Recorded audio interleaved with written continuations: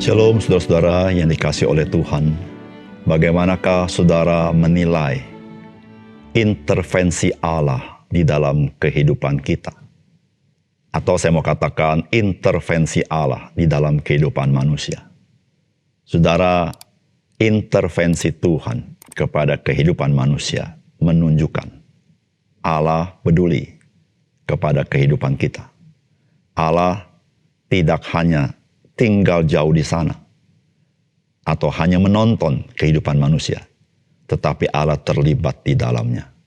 Oleh karena itu saudara, ketika engkau tahu Allah begitu mengasihi engkau dengan Dia mengintervensi engkau di dalam Kristus, marilah membuka hati kepadanya, karena Tuhan, Dia Tuhan yang baik. Salam jumpa dalam program Tuhan adalah Gembalaku. Saudara, Alkitab memberitahukan kepada kita bahwa manusia berdosa adalah manusia yang buta rohani, tuli rohani, dan mati rohani. Saudara, hal ini dapat kita saksikan di dalam kehidupan kita sehari-hari. Bagaimana manusia menganggap ketidakbenaran sebagai kebenaran, dan menganggap kebenaran sebagai ketidakbenaran. Dan ini dilakukan bukan tanpa kesadaran, tetapi dengan kesadaran penuh, bahkan dengan keyakinan penuh. Saudara, bahkan berapa banyak orang melakukan tindakan-tindakan yang tidak bermoral, namun mendapat dukungan, pembenaran dari orang-orang tertentu atau sekelompok orang tertentu, bahkan mungkin dari masyarakat luas. Saudara, hal ini bukan saja terjadi pada orang-orang yang mengaku dirinya sekuler, namun juga beberapa banyak orang yang dianggap oleh masyarakat sebagai orang-orang yang terhormat. Saudara, kejadian demi kejadian seperti ini terjadi, membuat kita bertanya-tanya, mengapa Tuhan nampaknya berdiam saja? Saudara, mari kita membaca kitab Hosea pasal yang keempat. Dengarlah firman Tuhan, hai orang Israel, sebab Tuhan mempunyai perkara dengan penduduk negeri ini. Sebab tidak ada kesetiaan dan tidak ada kasih dan tidak ada pengenalan akan Allah di negeri ini. Hanya mengutuk, berbohong, membunuh, mencuri, berzina, melakukan kekerasan dan penumpahan darah, menyusul penumpahan darah. Sebab itu negeri ini akan berkabung dan seluruh penduduknya akan merana. Juga binatang-binatang di padang dan burung-burung di udara, bahkan ikan-ikan di laut akan mati lenyap. Hanya janganlah ada orang mengadu, dan janganlah ada orang menegur, sebab terhadap engkaulah pengaduanku itu, hai imam. Engkau akan tergelincir jatuh pada siang hari, juga nabi akan tergelincir jatuh bersama-sama engkau pada malam hari, dan aku akan membinasakan ibumu. Umatku binasa karena tidak mengenal Allah. Karena engkaulah yang menolak pengenalan itu, maka aku menolak engkau menjadi imamku. Dan karena engkau melupakan pengajaran Allahmu, maka aku juga akan melupakan anak-anakmu. Makin bertambah banyak mereka, makin berdosa mereka kepadaku. Kemuliaan mereka akan kutukar dengan kehinaan. Mereka mendapat rezeki dari dosa umatku, dan mengharapkan umatku itu berbuat salah. Maka seperti nasib rakyat, demikianlah nasib imam. Aku akan menghukum dia karena tindakan-tindakannya, dan aku akan membalaskan perbuatan-perbuatannya kepadanya. Mereka akan makan, tetapi tidak akan kenyang. Mereka akan bersundal, tetapi tidak menjadi banyak, sebab mereka telah meninggalkan Tuhan untuk berpegang kepada sundal. Anggur dan air anggur menghilangkan daya pikir. Umatku bertanya kepada pohonnya, dan tongkatnya akan memberitahukan kepadanya. Sebab roh perzinahan menyesatkan mereka, dan mereka berzina meninggalkan Allah mereka. Mereka mempersembahkan korban di puncak gunung-gunung, dan membakar korban di atas bukit-bukit, di bawah pohon besar dan pohon hawar dan pohon rimbun, sebab naungannya baik. Itulah sebabnya anak-anakmu perempuan berzina, dan menantu-menantumu perempuan bersundal. Aku tidak akan menghukum anak-anak perempuanmu sekalipun mereka berzina, atau menantu-menantumu perempuan sekalipun mereka bersundal, sebab mereka sendiri mengasingkan diri bersama-sama dengan perempuan-perempuan sundal, dan mempersembahkan korban bersama-sama dengan sundal bakti, dan umat yang tidak berpengertian akan runtuh. Jika engkau ini berzina, hai Israel, janganlah Yehuda turut bersalah. Janganlah pergi ke Gilgal, dan janganlah naik ke Bet Awen, dan janganlah bersumpah demi Tuhan yang hidup. Sebab Israel degil seperti lembu yang degil. Masakan sekarang Tuhan mengembalakan mereka seperti domba di tanah lapang. Efraim bersekutu dengan berhala-berhala, biarkanlah dia. Persepakatan para pemabuk. Mereka menyerahkan diri habis-habisan kepada persundalan. Mereka lebih mencintai kehinaan daripada kemasyuran mereka. Angin melingkupi mereka dalam sayap-sayapnya, dan mereka akan mendapat malu karena korban-korban mereka.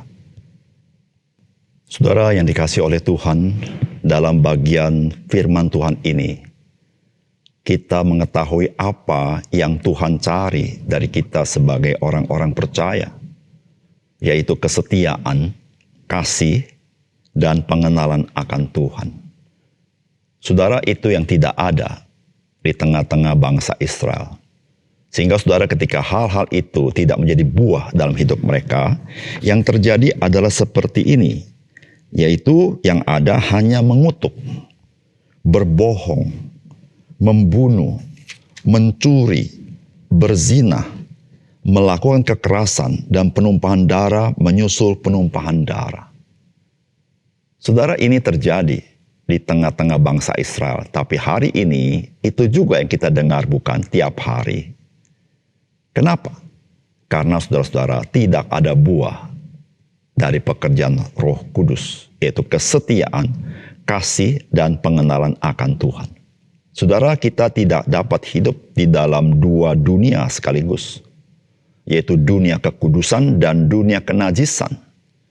Saudara, dua hal ini bertentangan satu sama lain dan tidak bisa berdampingan. Kita tidak bisa berkata, saya memiliki persekutuan dengan Tuhan, namun saya juga memiliki persekutuan dengan dunia.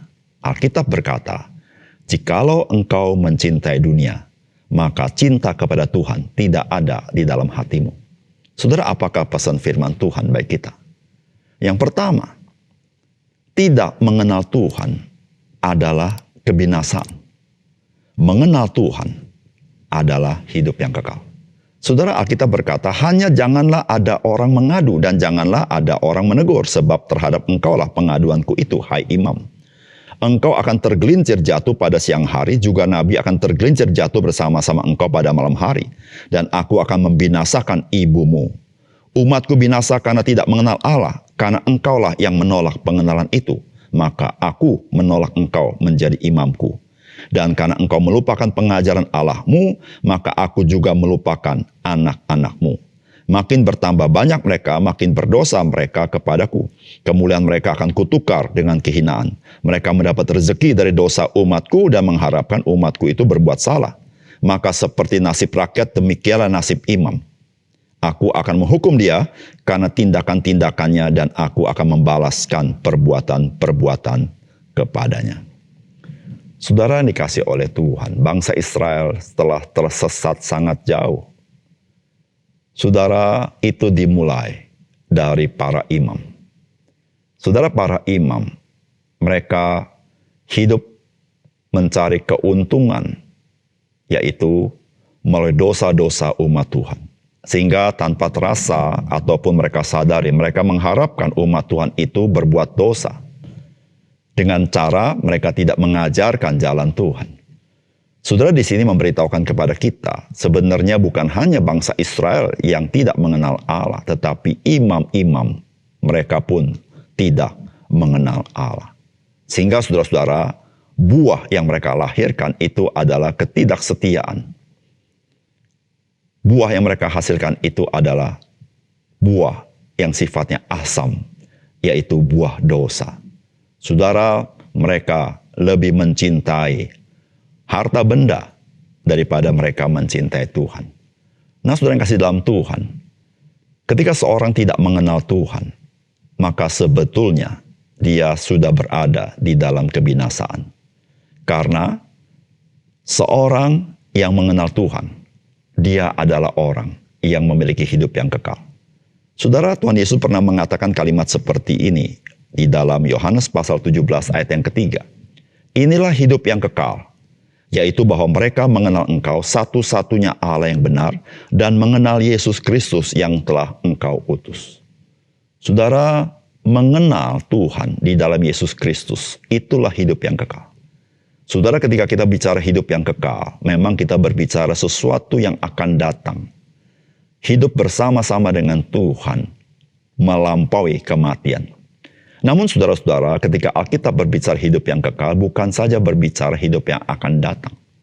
Bukan saja hidup yang tidak terbatas waktunya selama-lamanya. Tetapi hidup yang kekal itu adalah hidup yang berkualitas. Hidup yang Allah berikan itu memiliki kualitas hidup, sekualitas anak domba Allah, yaitu Yesus Kristus. Sehingga saudara-saudara bicara hidup yang kekal, yaitu ketika kita mengenal Tuhan, itu adalah meningkatkan kualitas hidup kita. Sehingga kualitas hidup kita tidaklah kualitas hidup di dalam dosa atau duniawi. Sehingga saudara-saudara, seorang percaya, dia menerima hidup yang kekal. Namun dari perilakunya sehari-hari pun menunjukkan dia tidak sedang membinasakan dirinya sendiri. Karena dia tidak mencintai dosa. Saudara, orang yang di dalam kebinasaan, mereka pun nyata dalam perbuatannya, dia juga membinasakan dirinya sendiri dengan perbuatan, niat, perkataan, pikiran yang berdosa. Saudara, ketika seseorang melakukan dosa terus-menerus, maka dia sedang membinasakan dirinya sendiri. Oleh karena itu, saudara, betapa penting kita mengenal Tuhan. Mengenal Tuhan artinya, saudara dan saya memiliki persekutuan dengan Tuhan. Ketika engkau memiliki persekutuan dengan Tuhan, hidupmu akan naik. Tetapi ketika engkau memelihara persekutuan dengan dunia, hidupmu akan turun ke dalam kebinasaan. Oleh karena itu, saudara, marilah kita mengenal Yesus dalam hidup kita. Maka engkau memiliki hidup yang kekal. Dan perilaku hidupmu adalah perilaku hidup yang kekal itu. Yang kedua, saudara, ketika Tuhan mendisiplin kita untuk dosa yang kecil, hal itu menunjukkan betapa besar Tuhan mengasihi kita.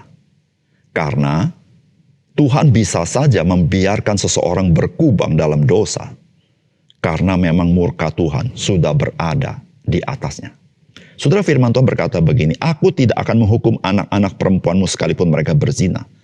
Atau menantumu perempuan sekalipun mereka bersundal. Sebab mereka sendiri mengasingkan diri bersama-sama dengan perempuan-perempuan sundal dan mempersembahkan korban bersama-sama dengan sundal-sundal bakti. Dan umat yang tidak berpengertian akan runtuh. Jika engkau ini berzina, hai Israel, janganlah Yehuda turut bersalah. Janganlah pergi ke Gilgal, dan janganlah naik ke Bet Awen, dan janganlah bersumpah demi Tuhan yang hidup.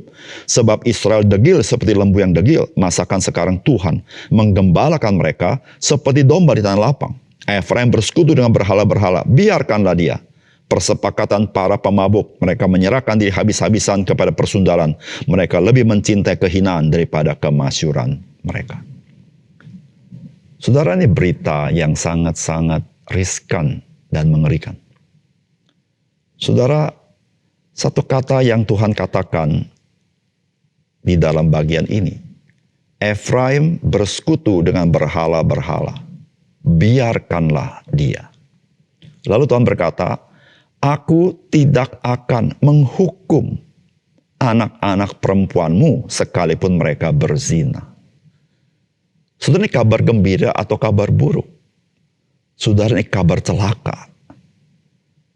Saudara, ketika Tuhan membiarkan seorang berdosa tidak dihukum oleh Allah, apakah artinya dia tidak binasa? Dia sedang berjalan di dalam kebinasaan. Dibiarkan. Dia sedang menurun ke dalam kebinasaan. Saudara, ketika Tuhan mendisiplin kita untuk dosa yang kecil kita lakukan, saudara, itu memberitahukan kepada kita betapa besar Allah mengasihi kita. Allah tidak membiarkan kita terus berkubang untuk kita terjerembab dan binasa oleh perilaku kita. Allah cepat-cepat mengangkat kita, menegur kita, mendisiplin kita, supaya kita kembali kepada kehidupan yang sebenarnya. Saudara, ketika Tuhan membiarkan, saudara, itulah kebinasaan. Saudara, firman Tuhan di dalam kitab Roma, pasal yang pertama, dikatakan seperti ini, ayat 28-29. Dan karena mereka tidak merasa perlu untuk mengakui Allah, maka Allah menyerahkan mereka kepada pikiran-pikiran yang terkutuk, sehingga mereka melakukan apa yang tidak pantas, penuh dengan rupa-rupa kelaliman, kejahatan, keserakahan, kebusukan, penuh dengan dengki, pembunuhan, perselisihan, tipu muslihat, dan kefasikan. Saudara, Alkitab memberitahukan kepada kita, Allah membiarkan, Allah tidak intervensi. Saudara, seringkali pertanyaan kita adalah, mengapa Allah membiarkan orang-orang berlaku hal-hal yang tidak masuk akal, yang melanggar hukum-hukum Allah, tapi dibiarkan? Saudara, itu bukan kabar baik bagi mereka. Saudara, Allah membiarkan karena memang mereka sedang berjalan dalam kebinasaan. Dan kebinasaannya sendiri itu berdasarkan apa yang mereka kehendaki. Mereka tidak suka kepada jalan Tuhan. Mereka tidak perlu mengakui Tuhan. Mereka hanya mengakui dirinya mereka sendiri. Saudara, itu yang terjadi kepada bangsa Israel.